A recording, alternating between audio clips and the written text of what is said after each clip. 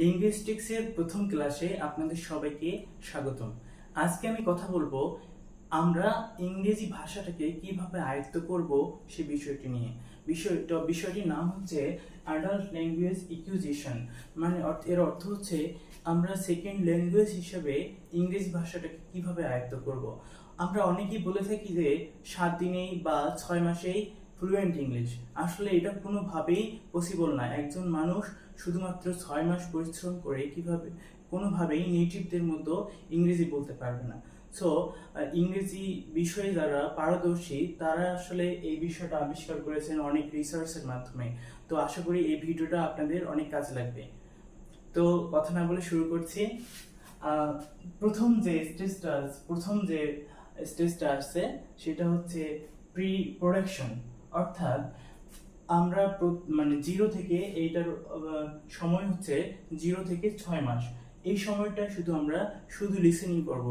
অর্থাৎ এই সময়টার মধ্যে পুরোপুরি সাইলেন্ট থেকে শুধুমাত্র অন্যের কথা শুনতে হবে এবং প্রথম হয়তোবা আমরা ইংরেজি শুনে বুঝতে পারবো না, কিন্তু আমাদের যখন জার্নির 3 থেকে 5 মাস হবে তখন আমরা ইজিলি অন্যের কথা বুঝতে পারবো এবং এই সময়টার মধ্যে আমরা একটা বাক্য পরিপূর্ণভাবে বলতে পারবো না, কিন্তু 2-1টা ওয়ার্ড বলতে পারবো।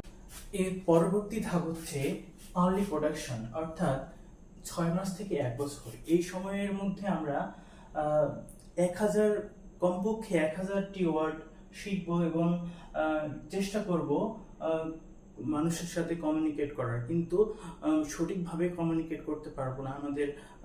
আমরা কথা বলার সময় মানে কথাটা আটকে যাবে।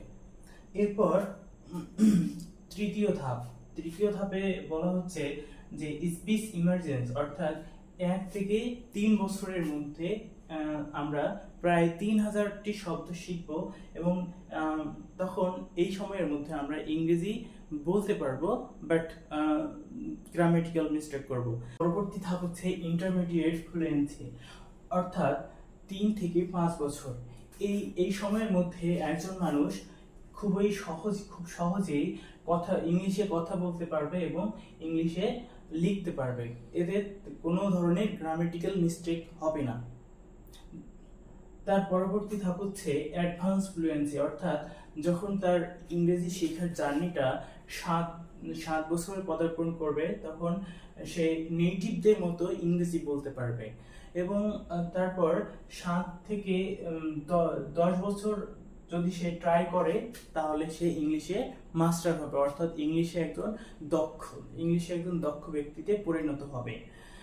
প্রিয় দর্শক, কথা বলছিলাম ইংরেজি শেখার 5টি ধাপ নিয়ে। অর্থাৎ আমরা যদি নেটিভদের মতো কথা বলতে চাই আমরা কিভাবে একের পর এক ধাপগুলো আগাবো এবং কোন সময়ে আমরা কি অবস্থায় থাকবো, কখন গ্রামেটিক্যালি মিস্টেক করব, কখন আমরা ইংলিশটা শুধু শুনবো এবং কখন গ্রামেটিক্যাল মিস্টেক ছাড়া ইংরেজিতে কথা বলতে পারবো এবং কোন সময় আমরা পুরোপুরি নেটিভদের মতো কথা বলতে পারবো সেই বিষয়টি নিয়ে। অর্থাৎ আমি আশা করব এই ভিডিওটি আপনাদের অনেক ভালো লেগেছে এবং যদি ভিডিওটি ভালো লেগে থাকে দয়া করে একটি লাইক দিবেন এবং আমার চ্যানেলটি সাবস্ক্রাইব করবেন।